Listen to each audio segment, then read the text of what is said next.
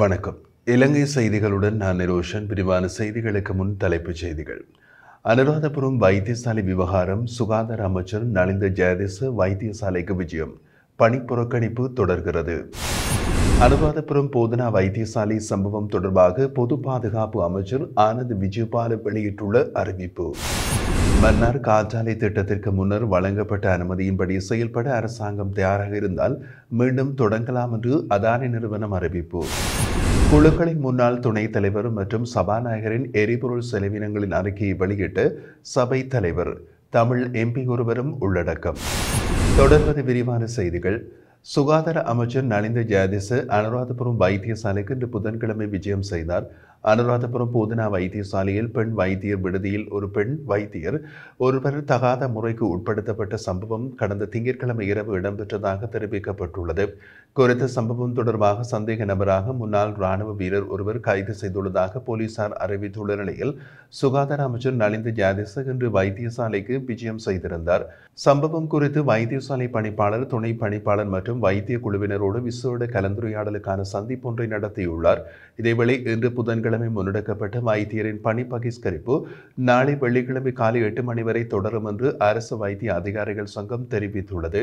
நோயாளர்களின் நலனை கருத்தில் கொண்டு சிறுநீரக வைத்தியசாலை, சிறுவர் வைத்தியசாலை, மகப்பேற்று வைத்தியசாலை, புற்றுநோய் வைத்தியசாலை ஆகிய விசேட தேவையுடைய வைத்தியசாலைகளில் வழமை போல் வைத்தியர்கள் கடமையில் ஈடுபட்டுள்ளனர். மேலும் அனைத்து வைத்தியசாலைகளிலும் அவசர தேவைகளின் பொது கடமையில் ஈடுபட தயாராக உள்ளதாக அரசு வைத்திய அதிகாரிகள் சங்கம் தெரிவித்துள்ளது. சம்பவத்துடன் தொடர்புடைய சந்தேக நபர் கைது செய்யப்பட்டதால் மாத்திரம் இந்த போராட்டம் முடிவுக்கு வராது என்று அரசு மருத்துவ அதிகாரிகள் சங்கத்தை சேர்ந்த வைத்தியர் சசிக விஜயநாயக்க ஊடகங்களுக்கு தெரிவித்துள்ளார். சுகாதார அமைச்சர் வைத்தியசாலைக்கு வந்து மேற்கொண்ட விசாரணை செயற்பாடுகள் வெற்றிகரமாக இருந்த போதிலும் எதிர்காலத்தில் இதுபோன்ற சம்பவங்கள் நடக்காது என்று அரசாங்கம் உத்தரவாதத்தை வழங்கும் வரை தொழிற்சங்க நடவடிக்கை தொடரும் என்று அவர் குறிப்பிட்டுள்ளார். எனவே பாதிக்கப்பட்டவர் கைது செய்யப்பட்டதால் மட்டும் தொழிற்சங்க நடவடிக்கை நிறுத்தப்படாது என்றும் நாளை ஆளுநரோடு நடைபெறும் கலந்துரையாடலுக்கு பிறகு அடுத்த கட்ட நடவடிக்கை குறித்து முடிவு எடுக்கப்படும் என்றும் தெரிவித்தார். அதே நேரம் இதற்கு வளர்ச்சிக்கும் முகமாக யாழ் போதனா வைத்தியசாலையில் கடமையாற்றும் வைத்தியர்களும் பணி புறக்கணிப்பு போராட்டத்தில் ஈடுபட்டுள்ளனர். அதன்படி அவசர சிகிச்சைகள் தவிர்த்து ஏனைய சேவைகள் பெரும்பாலும் பாதிக்கப்பட்டுள்ளதாக தெரிவிக்கப்படுகிறது. அனுராதபுரம் போதனா வைத்தியசாலை சம்பவம் தொடர்பாக கைது செய்யப்பட்ட சந்தேக நபருக்கு எதிராக தேவையான அனைத்து சட்ட நடவடிக்கைகளும் எடுக்கப்படும் என பொது பாதுகாப்பு அமைச்சர் ஆனந்த் விஜயபால தெரிவித்துள்ளார். இன்று நாடாளுமன்ற அமர்வில் கலந்து கொண்டு விசேட அறிக்கை ஒன்று வெளியிட்ட போது அவர் இதனை குறிப்பிட்டார். குறித்த சந்தேக நபரை கைது செய்ய 5 போலீஸ் குழுக்கள் நியமிக்கப்பட்டதாகவும் அதன்படி கல்னேனாவில் கைது செய்யப்பட்ட சந்தேக நபரை நீதிமன்றத்திற்கு முற்படுத்தி தேவையான அனைத்து நடவடிக்கைகள் முன்னெடுக்கப்பட்டுள்ளதாகவும் அமைச்சர் தெரிவித்தார். கைது செய்யப்பட்ட சந்தேக நபர் வேறொரு வழக்கு தொடர்பாக விளக்கமறியலில் இருந்து விடுவிக்கப்பட்டிருந்து கிரிபந்தலகே நிலந்த மதுரன் ரத்நாயக்க என அடையாளம் காணப்பட்டுள்ளது. சந்தேக நபர் கல்னேவில் நகர பகுதியை சேர்ந்தவர் என்பதோடு இராணுவத்திலிருந்து தப்பி வந்த பிறகு 34 வயதான அவர் இதற்கு முன்பு தேரராக இருந்ததாக கூறப்படுகிறது. சம்பவம் தொடர்பில் உரிய நடவடிக்கைகள் மேற்கொள்ளப்படுவதாகவும் குற்றவாளிகள் எந்தவிதமான பாதுகாப்பும் பெற முடியாது என்றும் அமைச்சர் ஆனந்த் விஜயபால உறுதியாக தெரிவித்துள்ளார். மன்னார் காற்றாலை திட்டத்திற்கு முன்னர் வழங்கப்பட்ட அனுமதியின்படி செயல்பட அரசாங்கம் தயாராக இருந்தால் 484 மெகாவாட் புதுப்பிக்கத்தக்க எரிசக்தி திட்டத்தை மீண்டும் தொடங்கலாம் என்று அதானி கிரீன் எனர்ஜி இலங்கை எரிசக்தி அமைச்சகத்திடம் அறிவித்துள்ளது. 2 வருட நீண்ட பேச்சுவார்த்தைகளுக்கு பின்னர் இலங்கை அரசாங்கத்தின் கட்டண ஒப்புதலுக்காக அதானி நிறுவனம் காத்திருக்கின்றது. 484 மெகாவாட் காற்றாலை திட்டத்துடன் 220 மற்றும் 400 kV மின் விநியோக வலையமைப்பு விரிவாக்க திட்டங்களையும் நவீன தொழில்நுட்பத்துடன் செயல்படுத்த முயன்றதாக அதானி நிறுவனம் தெரிவிக்கின்றது. புதிய அரசாங்கத்தின் முடிவுக்காக பொறுமையாக காத்திருந்த போதிலும் அதிகாரப்பூர்வ தகவல் இல்லாத காரணத்தினால் மன்னார் காற்றாலை திட்டத்திலிருந்து விலகுவதாக அறிவித்திருந்தது. இதேவேளை மன்னார் மாவட்ட மக்கள் இந்த திட்டத்திற்கு கடும் எதிர்ப்பு தெரிவித்து வருவதும் குறிப்பிடத்தக்கது.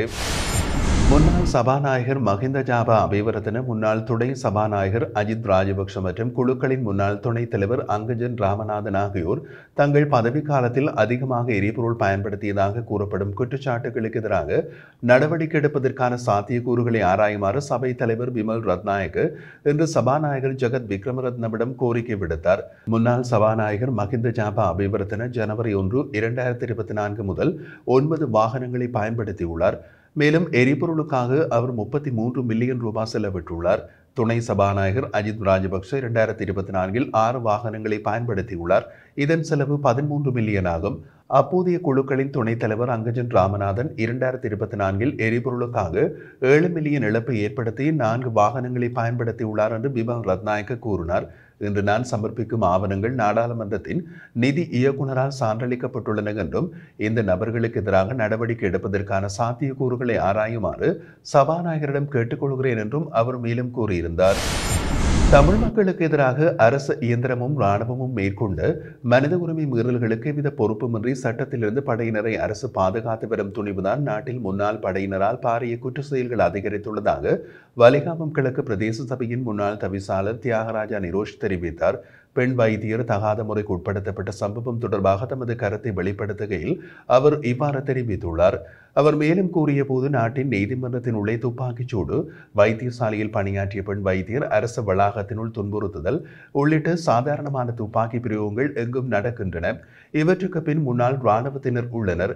நாட்டின் போலீஸ் மாதிபராக பதவி வகித்தவர் நீதிமன்ற கட்டளைக்கு மதிப்பளிக்காமல் மறைந்துள்ளார். அவருக்கு பகிரங்க பிடியாணை பிறப்பிக்கப்பட்டுள்ளது. இந்த நிலைமை நாட்டின் பாதுகாப்பு படைகளின் தொழில்முகப்படுத்தலில் ஒழுக்கமின்மைகளை வெளிக்காட்டுகின்றன. படைகளில் இருந்து விலகியோர் என்று கூறி சாதாரணமாக இந்த விடயங்களை கைவிரித்து விட முடியாது. படைகளில் பணியாற்றிய மனிதர்கள் உயர் ஒழுக்கம் மற்றும் கட்டளைகளை நிறைவேற்றும் தகுதியை அவர்களது சேவைக்கான பயிற்சி மற்றும் சத்திய பிரமாணங்களின் வாயிலாக பெற்றிருக்க வேண்டும். இது இலங்கையில் நடைபெறவில்லை.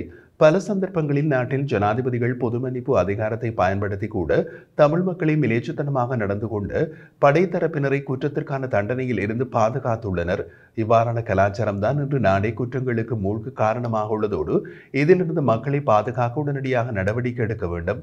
குற்றங்களுக்கு பொறுப்பு கூறாத கலாச்சாரம் ஒருபோதும் குற்றங்கள் மீள நிகழாமையினை உறுதிப்படுத்தாது என்று அவர் குறிப்பிட்டார்.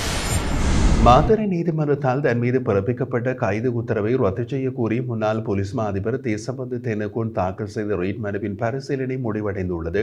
மேல்முறையீட்டு நீதிமன்றம் மார்ச் 17 இந்த மனுவின் தீர்ப்பை அறிவிக்க உள்ளதாக இன்று தெரிவித்துள்ளது. இதேவேளை தேசபந்து தென்னகோனை உடனடியாக கைது செய்து நீதிமன்றத்தில் ஆஜர்படுத்த மாத்தறை நீதவான் நீதிமன்றம் நேற்று திறந்த பிடியாணையும் பிறப்பித்திருந்தது. முன்னதாக போலீஸ் மா அதிபர் தேசபந்து தென்னகோன் உட்பட 8 போலீஸ் அதிகாரிகளை கைது செய்ய மாத்தறை நீதவான் நீதிமன்றம் பிப்ரவரி 28 உத்தரவிட்டது. இந்த உத்தரவு டிசம்பர் 31, 2023 மாத்தறை வெலிகம பெலண்ட பகுதியில் உள்ள ஹோட்டலுக்கு முன்பாக நடத்தப்பட்ட துப்பாக்கி சூடு சம்பவம் தொடர்பாக பிறப்பிக்கப்பட்டிருந்தது. அரசாங்கத்திற்கு நெல் விற்பனை செய்வது தொடர்பாக விவசாயிகளிடமிருந்து ஆரம்பத்தில் தயக்கம் மற்றும் குறைகள் இருந்த போதிலும் நெல் சந்தைப்படுத்தல் வாரியம் விவசாயிகளிடமிருந்து 42,124 கிலோ நெல் கொள்முதல் செய்துள்ளது. அம்பாறை, அனுராதபுரம், ஹம்பகா, ஹம்பாந்தோட்டை, குருநாகல், பொலனறுவு, புத்தளம் மற்றும் திருகோணமலை ஆகிய இடங்களில் நெல் சேகரிக்கப்பட்டதாக ஒரு மூத்த அதிகாரி தெரிவித்தார். ஆரம்பத்தில் அதிக ஈரப்பதம் கொண்ட நெல்லுக்கு கூட தனியார் வர்த்தகர்கள் அதிக விலைக்கு வழங்கியதால் பல விவசாயிகள் தங்கள் நெல்லை அரசுக்கு விற்க தயங்கினர். இருப்பினும் நெல் சந்தைப்படுத்தல் வாரியத்தின் கொள்முதல் திட்டத்தின் மூலம் நியாயமான விலை மற்றும் சந்தை நிலைத்தன்மையை உறுதி செய்வதற்கான தமது உறுதிப்பாட்டை அரசாங்கம் மீண்டும் உறுதிப்படுத்திய பின்னர் கொடுக்கப்பட்ட விலையில் நெல் விற்பனை செய்வதில் விவசாயிகள் ஆர்வம் காட்டியுள்ளனர். நெல் வாங்கப்படும் விலைகளாக நாடு நெல் கிலோ ஒன்றுக்கு 120 ரூபாவும், சம்பா நெல் கிலோ ஒன்றுக்கு 125 ரூபாவும், கீரி சம்பா நெல் கிலோ ஒன்றுக்கு 132 ரூபாவுக்கும் அரசாங்கம் அதிகாரப்பூர்வமாக அறிவித்திருந்தது. இந்த விலைகளை அறிவித்த போதிலும் விவசாயிகள் ஆரம்பத்தில் தங்கள் நெல்லை நெல் சந்தைப்படுத்தல் வாரியத்திற்கு விற்க விரும்பவில்லை. எனினும் தற்போது விவசாயிகளிடமிருந்து 42,124 நெல் கொள்முதல் செய்யப்பட்டதாக அந்த அதிகாரி குறிப்பிட்டுள்ளார்.